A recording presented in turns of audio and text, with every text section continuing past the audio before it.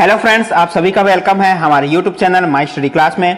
जैसा कि साथियों पटवारी परीक्षा की तैयारी चल रही है और हम आप लोगों के लिए अलग अलग टॉपिक से वीडियो ला रहे हैं। तो आज का टॉपिक है इतिहास जी के वस्तुनिष्ठ प्रश्न और ये इसका जो है प्रैक्टिस सेट है साथियों आप लोगों के लिए, और ये इसका जो है 10वां पार्ट है। साथियों अगर आपने इससे रिलेटेड पिछला वीडियो नहीं देखा है तो वीडियो के डिस्क्रिप्शन में जा सकते हो, जहां पर आपको पिछला वीडियो का लिंक मिल जाएगा और भी बहुत सारे टॉपिक का वीडियो आपको मिल जाएगा साथियों। तो चलिए आज की वीडियो की हम शुरुआत करते हैं। तो देखते हैं इतिहास जी के प्रैक्टिस सेट से आज का पहला प्रश्न। राष्ट्रीय विज्ञान इंस्टीट्यूट का नाम बदलकर भारतीय विज्ञान अकादमी कब रखा गया? साथियों ये आप लोगों के लिए बहुत अच्छा प्रैक्टिस सेट है। तो ठीक है साथियों, आपको हमारे आंसर बताने से पहले आपको अपना आंसर सोच लेना है। तो यहाँ पे ऑप्शन को आप अच्छे से देख लीजिएगा साथियों। तो मैं यहाँ पे इसका आंसर बता देता हूँ। तो इसका जो राइट आंसर है ऑप्शन सी 1970। ठीक है साथियों, 1970 में जो है राष्ट्रीय विज्ञान इंस्टीट्यूट का नाम बदलकर भारतीय विज्ञान अकादमी रखा गया। ठीक है साथियों, यहाँ पे थोड़ा सा नोट्स देख लेते हैं। भारतीय विज्ञान अकादमी की स्थापना 7 जनवरी 1935 को राष्ट्रीय विज्ञान इंस्टीट्यूट के रूप में की गई थी और इसकी स्थापना लेविस ले फेरमोर ने की थी। तो ये थोड़ा सा इसके बारे में थोड़ी सी जानकारी थी। चलिए अगला प्रश्न देखते हैं। किस कंपनी के सह संस्थापक पाकिस्तान के पहले वित्त मंत्री बने? तो इसका जो राइट आंसर है वो है Mahindra and Mahindra. Option B इसका राइट आंसर हो जाएगा। तो इसका नोट से देख लेते हैं। महिंद्रा एंड महिंद्रा का शुरुआती नाम जो है मोहम्मद एंड महिंद्रा था। स्वतंत्रता के बाद इस कंपनी के साझेदार गुलाम मोहम्मद पाकिस्तान चले गए और वे पाकिस्तान के पहले वित्त मंत्री बने। तो इसके बारे में थोड़ी सी जानकारी आप देख सकते हो।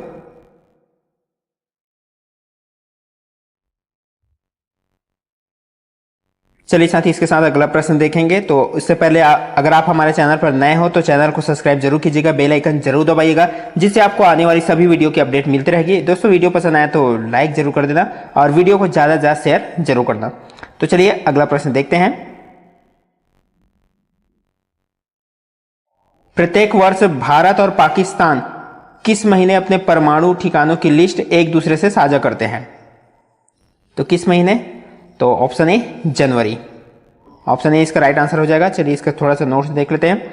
भारत और पाकिस्तान द्वारा 31 दिसंबर 1988 को परमाणु अप्रसार संधि पर हस्ताक्षर किए गए थे। तत्पश्चात प्रत्येक वर्ष जनवरी माह में दोनों देश अपनी परमाणु ठिकानों की सूची एक दूसरे के साथ साझा करते हैं। चलिए अगला प्रश्न देखते हैं। निम्नलिखित में से किसने कोर्ट की भाषा को फारसी से बदलकर अंग्रेजी कर दिया? तो किसने? तो इसका जो राइट आंसर है वो है लॉर्ड बेंटिक ने। ऑप्शन बी इसका राइट आंसर हो जाएगा साथियों। चारों ऑप्शन आप जरूर पढ़िए। चलिए इसका शॉर्ट नोट से देख लेते हैं। लॉर्ड विलियम बेंटिक 1828 से 1835 तक भारत के गवर्नर जनरल रहे। उन्होंने अपने कार्यकाल में कई सामाजिक सुधार के कार्य भी किए। उनके कार्यकाल के दौरान ही चार्टर एक्ट 1833 पारित किया गया था। तो ये इनके बारे में थोड़ी सी और जानकारी है जो महत्वपूर्ण है साथियों, यहां से भी प्रश्न बनते हैं। अगला प्रश्न है, भारत सरकार अधिनियम 1935 के तहत कांग्रेस ने चुनाव कब लड़ा? तो कब लड़ा? ऑप्शन बी 1937 में। चलिए इसके बारे में शॉर्ट नोट्स देख लेते हैं। 1937 में हुए प्रांतीय चुनाव में कांग्रेस की सरकार 8 राज्यों में बनी, जबकि मुस्लिम लीग किसी भी राज्य में सरकार बनाने में असफल रही। अंग्रेजों द्वारा भारत की सहमति के बिना भारत को द्वितीय विश्व युद्ध में शामिल किए जाने के विरोध स्वरूप कांग्रेस के सरकार ने अक्टूबर-नवंबर 1939 में त्याग पत्र दे दिया था। तो यह भी जानकारी आपको याद रखनी है। अगला प्रश्न है, पौनार आश्रम निम्नलिखित में से किस सामाजिक कार्यकर्ता से संबंधित है? तो इसका जो राइट आंसर हो जाएगा वो है ऑप्शन ए विनोबा भावे से। विनोबा भावे से जो संबंधित है। तो यहां पे देख लेते हैं। पौनार आश्रम की स्थापना सुप्रसिद्ध समाज सुधारक विनोबा भावे ने कुष्ठ रोगियों के उपचार के लिए की थी। चलिए अगला प्रश्न देखते हैं। हाउस ऑफ कॉमन्स में चुने जाने वाले पहले भारतीय कौन थे? तो कौन थे? ऑप्शन सी दादा भाई नौरोजी। ये इसका जो है राइट आंसर हो जाएगा। चलिए यहां पे शॉर्ट नोट से देखते हैं। दादा भाई नौरोजी की महात्मा गांधी और गोपाल कृष्ण गोखले का गुरु माना जाता है। वे लिबरल पार्टी की ओर से हाउस ऑफ कॉमन्स के सदस्य बने। वे 1892 से 1895 तक हाउस ऑफ कॉमन्स के सदस्य रहे। अगला प्रश्न है,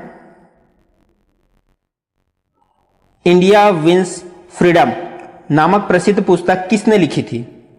तो इसका जो राइट आंसर है वो है ऑप्शन बी, मौलाना अब्दुल कलाम आजाद।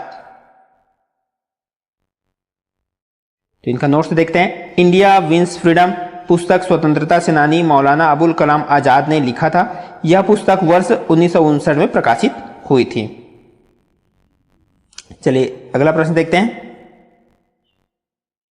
निम्नलिखित में कौन गुरु नानक का उत्तराधिकारी था?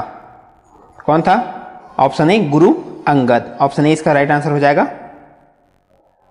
गुरु अंगद सिख धर्म के दूसरे गुरु थे। 1539 में गुरु नानक की मृत्यु के बाद उन्होंने कार्यभार संभाला था। अगला प्रश्न है, द्वितीय गोलमेज सम्मेलन में भारत का प्रतिनिधित्व किसने किया था?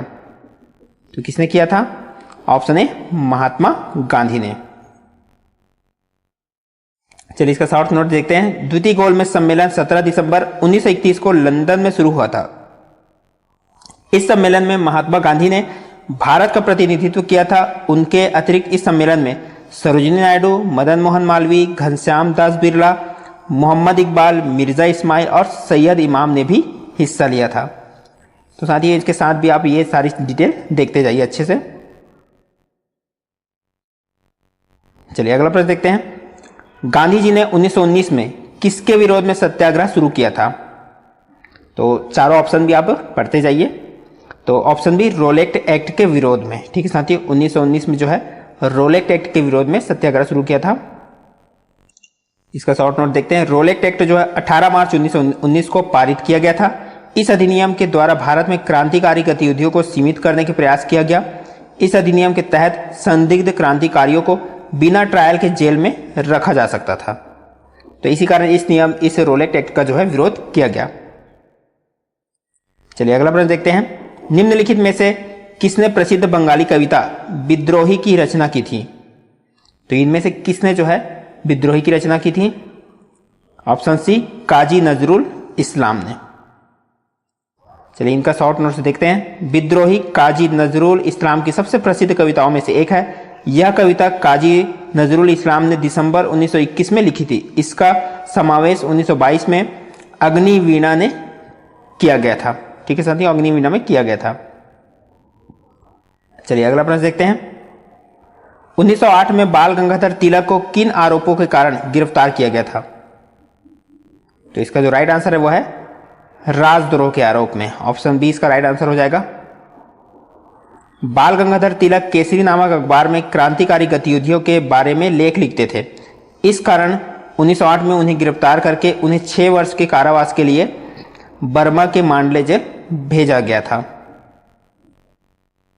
किसके आरोप में जो है गिरफ्तार करके? राजद्रोह के आरोप में गिरफ्तार करके। चलिए अगला प्रश्न देखते हैं। बक्सर की लड़ाई के बाद किस संधि पर हस्ताक्षर किया गया था? तो किस संधि पर? इलाहाबाद संधि पर। चलिए इनका नोट्स देखते हैं।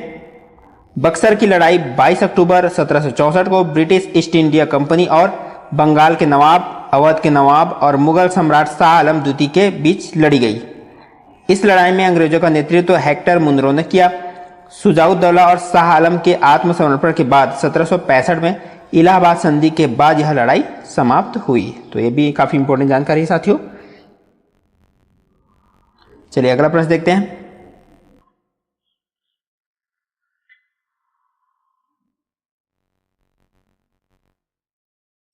भारत के शासन का नियंत्रण प्राप्त करने के बाद महारानी विक्टोरिया ने किस वर्ष घोषणा की?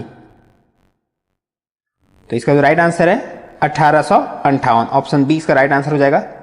चलिए शॉर्ट नोट्स देखते हैं। 1 नवंबर 1885 को लॉर्ड कैनिंग इलाहाबाद दरबार में महारानी विक्टोरिया के भारत सरकार पर नियंत्रण की घोषणा की। इस घोषणा के साथ ही भारत के प्रति अंग्रेजों की नीति भी निश्चित की गई। चलिए अगला प्रश्न देखते हैं। निम्नलिखित में से तत्वबोधिनी सभा की स्थापना किसने की? तो किसने की? Option B Debendranath Tagore.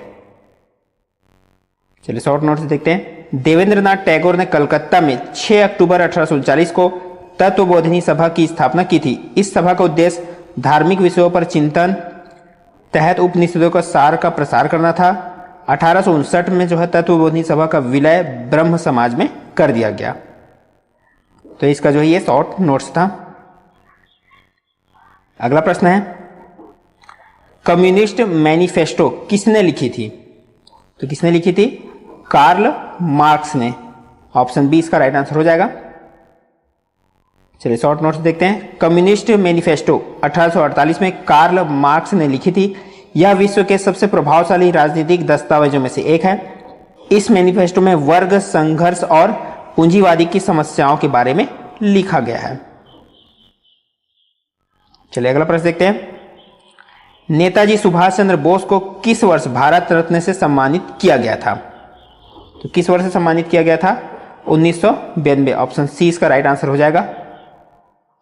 चलिए नोट से देखते हैं। नेताजी सुभाष चंद्र बोस को 1992 में मरणोपरांत जो है भारत रत्न दिया गया था, परंतु कोर्ट विवाद के कारण भारत रत्न वापस ले लिया गया था। चलिए अगला प्रश्न देखते हैं। निम्नलिखित में से किस संगठन की शुरुआत बेहराम जी मालाबारी ने बॉम्बे में की थी? तो इसका जो राइट आंसर है वो है सेवा सदन। ऑप्शन बी इसका राइट आंसर हो जाएगा। चलिए इसका नोट्स देखते हैं। बेहराम जी मालाबारी पारसी समाज सुधारक थे। उन्होंने बाल विवाह के विरुद्ध कार्य किया। उन्होंने 1885 में सेवा सदन की स्थापना की थी। यह संगठन असहाय महिलाओं की सहायता करता था और उन्हें शिक्षा तथा स्वास्थ्य सेवाएं उपलब्ध करवाता था। चलिए अगला प्रश्न देखते हैं। उत्तर भारत का हिंदू लूथर किसे कहा जाता है? किसे कहा जाता है? ऑप्शन बी ईश्वर चंद्र विद्यासागर को उत्तर भारत का हिंदू लूथर कहा जाता है।